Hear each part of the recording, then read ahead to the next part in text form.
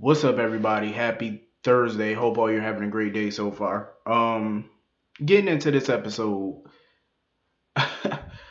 it's obvious that Alexis still has feelings for Julian. That's obvious. Like she's made that abundantly clear. And today it was even more obvious when she was at the DOD house with Christina. Um, my whole thing is with Christina and Alexis. That whole scene today was annoying because Shiloh was all up in the background talking about ask her the question again. It was annoying, but I did like that scene of the two of them, coming to some type of an agreement. Um, I do believe Alexis respects Christina, and I'm glad that Alexis realizes and can finally be honest with Christina that she was kind of controlling her life in a way because she was disappointed that Christina wasn't living the life that Alexis envisioned for her. I'm like, most kids don't live the life that their parents envision. They live the life they envision for themselves. That's how it should be. Um, I do feel that Alexis tries to control Christina's life a little bit because not really control it, but she's overly protective of Christina because of past things that Christina has done. Um, I think Alexis calls into question Christina's judgment. And on that note, I really can't blame her. Now, is it right for her to control her daughter? No, of course not. But I can understand why she intervenes in Christina's life a lot because Christina doesn't have the best track record when it comes to judgment of people, judgment of career choice, judgment of just everything. Christina has made a lot of bad judgment calls over the years, and I mean, I can't blame Alexis for intervening, even though she should stay out of it. But I can't blame her at the end of the day. Um, I don't blame Chris. I don't blame Alexis for not wanting to speak about her relationship in depth with Julian, especially in front of Shiloh and all these other people. And she definitely didn't want to really talk to Christina about their relationship because she didn't want to do it in front of Shiloh and company, which I totally understand. I mean, these people are strangers. She don't know them. And I definitely get the vibe from Alexis that she was uncomfortable there. I mean, it was like, how could you not feel uncomfortable being in that house, around all these people like Shiloh and all? It just feels very cult like. It does. I mean, it feels very, uneasy. And I'm watching it through the TV, so I can imagine being up in there. You know what I mean? And I was uncomfortable for Alexis. I'm like, it just didn't look natural. Um, so anyway, I love the scenes between Ava and Julian. I always do. Because they have done some horrible things to each other over the years. But what I do love is the fact that when the chips are down, they're there for each other. You know what I mean? Like they communicate, they, try to uplift each other and stuff like that. And Ava basically encouraged Julian to be honest with, Kim and tell her the real because Ava apparently likes Julian with Kim. Me, I really don't. I mean, they look kind of good together, but she kind of annoys me though because she still sits there and calls Julian all types of this and that, oh, he cheated, he does, even though he really didn't, but she didn't know that at the time. But you kind of cheated on him first, though. Like, how many times do I have to mention this? Like, you were booed up with your baby father or close up to him. You know what I mean? And you shouldn't be when you're in a relationship with somebody else. Two, you were kissing on Drew on New Year's Eve when you should have been kissing the person that you're in a relationship with. I'm just saying. So technically you cheated first. And it's clear that she still has feelings for Drew. Like, that's been obvious for a very long time. Um, But I am glad that Julian stopped the charade. He went to Kim and told Kim, I didn't cheat on you. I lied. He was being honest with her, and I'm glad he did. And, he admitted his real feelings towards her that he loved her. I don't know. It's something about Kim I just don't like. It's a few things about her I don't like. One of them being, I feel like she's sneaky. I have to be totally honest. I definitely feel like Kim has some skeletons in those closets. I every time I see her, it's just something about her that says she's lying about something, but I still can't pin down what. I don't know. She just has that face that says I'm lying about something, like these facial expressions she makes, and I don't know. It's just something real fishy. I just can't say what it is yet.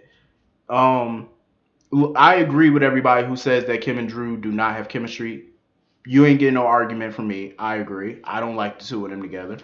Her and Julian, like I said, they look kind of good together, but a long lasting relationship. I don't know. I just wish that he was back with Alexis. That's my go to couple right there. I like them because they've been through so much in the last few years. You know what I'm saying? Like we seen it play out.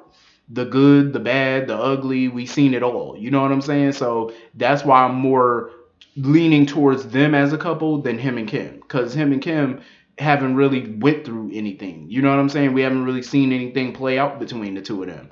They haven't been through the stuff that him and Alexis have, been through. So I can't root for them, like I can for him and Alexis.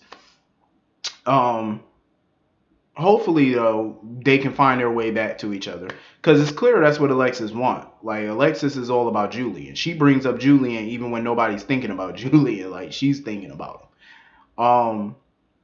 So anyway, Elizabeth. Let me say this. I love the fact that Liz is educating herself on the LGBTQ community. I like that she's doing that. But I have to say this. I feel like she and Franco are jumping to some conclusions real quick. I think they're flying a little off the handle with the fact that Aiden might be gay. I mean, you don't know that though. You know what I'm saying? Like, I need more concrete evidence to support that. But I do love that they're educating themselves. Don't get me wrong. Like I said, I love it. But don't jump to that conclusion because they could be wrong. You doing all this educating and doing all this book reading, but you might be wrong though. He might just like girly things. That don't make him that, it's just this typical, the typical stereotype. And I'm glad Brad mentioned that too. Him and Lucas pretty much brought that up, the stereotype, liking girly things and being different from other boys and stuff like that. But that don't necessarily mean that you're gay. That don't mean that. Not necessarily. But I like that she's reading up on it and she's talking to two openly gay married males about this. I like that. And they had a lot of interesting things to say. Because if you remember when Lucas came out to Bobby, Tony was all for it. Tony was supportive of him and, stuff like that. Bobby, not so much. Bobby was not openly accepted of that lifestyle for her son. Not at first, but she came around, obviously. But it's always hard for parents, you know what I mean? When they first hear that. It's hard for them. But, some parents come around and you got some who don't. It is what it is. It sucks, but you just can't change people's perspective or their mind about things, and that's fine, But you have to live your life the way you see fit to live it. I love the conversation that they had with Elizabeth, shining a light on this stuff, and they're basically gonna have a dinner. Um, Lucas, Brad, and Elizabeth, and of course, my guess would be Franco would be there, and Aiden would be there, just to show Aiden that Liz accepts that lifestyle. You know what I'm saying? If that's the lifestyle her son wants to live, even though they don't have any proof really that that's what's going on, but like I said, I would have to have concrete evidence before I can, before anybody can say that he's gay, because you don't really know that. You might be doing all this book reading for no reason. You know what I mean? But I do like that they're educating themselves on it because I think that's smart. And they're trying to find ways to help him deal with this and figure out what's going on. Um, but Lucas, I'm gonna tell you right now, as much as I love that scene, he needs to kick Brad to the curb. I'm just saying because of this baby Wiley mess. You need to kick his ass to the curb, let him go pack a bag and live on the street. I can't wait for that to happen because Brad is a little smarmy, little snaky, little bastard. Um, Julian, he's pissing me off too with keeping this secret. Even though he doesn't know Michael is the biological father of this child, you still an ass for keeping this secret for him. I'm just saying, like, you should have butted out of this. Like, I don't know why you kept this secret for him because it's gonna bite you in the ass later too. Even though you didn't know the whole story, but still, you knew enough of it to warrant you to say something to your child. Lucas deserved to know the truth. So, Julian, you lose a lot of points with me for that, for being a dummy. Speaking of dummies, when you bring up dummies, you know you got to talk about the real dummies, the Port Charles Police Department. So, Jordan has the bright idea to yet again waste taxpayers' hard earned money on chasing the wrong lead. So, they had a script from Peyton Mills that had Franco's name on it. Mind you, Franco never spoke to Peyton Mills. He never met Peyton Mills. And he told that to Jordan and Chase. But they're under the impression that Franco had something to do with these murders because he was connected to the people who were victims of the serial killer. First of all, him and Lulu barely interact with each other. And they barely interact, him and Lulu. They really have no friendship, no communication at all. So what would be his motive to attack Lulu? Kiki was like a daughter to him, and I'm pretty sure Jordan has lived in that town long enough to know that he would never harm Kiki. And Peyton Mills, how can he kill somebody he didn't know? Mary Pat, he barely knew Mary Pat. He only knew Mary Pat from Ferncliff. And the only interactions they had were the mere fact that he was working there as an art therapist on the side. That's the only interactions they really had. He really didn't know that woman. So Peyton Mills, how can he kill somebody and be connected to somebody he didn't know? And he showed them his cell phone, which proves that Peyton Mills did call him, but Franco never answered the phone, so he never had communication with him. So that should have erased him from the suspect list right there. Even though he doesn't have an alibi, I mean, technically he probably does because the only time he's with Elizabeth and the kids most of the time when he's not at the hospital doing art therapy, or he's in a therapy session with Kevin during that time frame. So what motive do you have for him to kill anybody? I mean, I understand why they're talking to him, but you have no motive. You have no evidence that points to Franco. All you have is a manuscript or a script from a producer of a documentary saying talk to Franco. That's the only lead that you have. That's not enough to look at him as a suspect. There's no motive. There's no physical evidence. There's no witness. There's nothing. So why waste the taxpayers' money? Yet again, they're barking down the wrong tree. Yet again.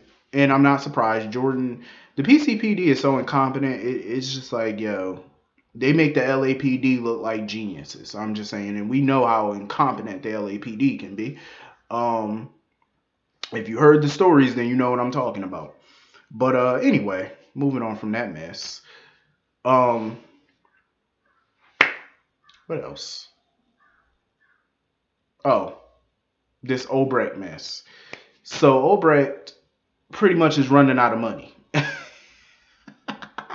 Obrecht is running out of money. She needs some income. So that's where Valentine comes in. He wants Peter to hire her at the Invader. Peter was like, hell no. Peter was like, you expect me to hire the person who tortured me? He was like, hell no. He said she must got something major on you then. And she does.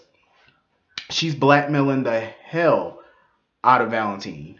And Valentine know he ain't got no choice but to do what the hell she want. In my opinion, why don't Valentine, instead of getting her a job, why don't you just write her a big fat check?